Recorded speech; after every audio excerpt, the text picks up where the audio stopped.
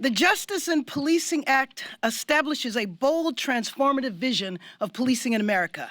Never again should the world be subjected to witnessing what we saw on the streets in Minneapolis, the slow murder of an individual by a uniformed police officer. The world is witnessing the birth of a new movement in our country. This movement has now spread to many nations around the world, with thousands marching to register their horror at hearing the cry, "I can't breathe."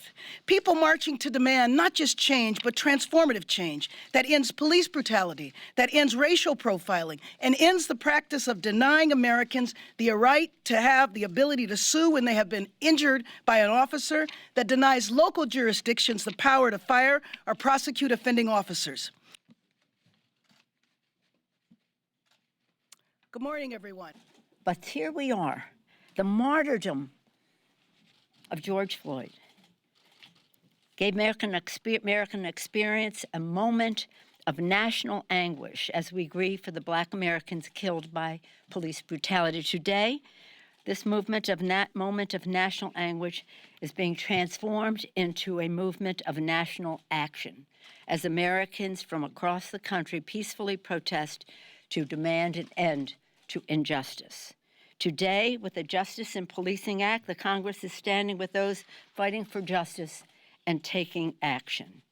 Let us, my colleagues, just go over some of those names of martyrdom. George Floyd, Jackson Davis, Oscar Grant.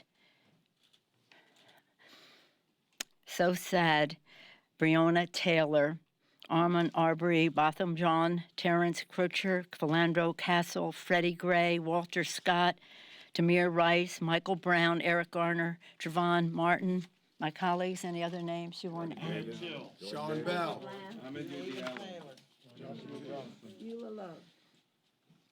Thank you.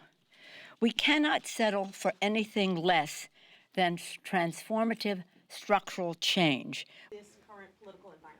You want us to raise our hands? Sure. There you go. Confidence in President Trump? That's part of it.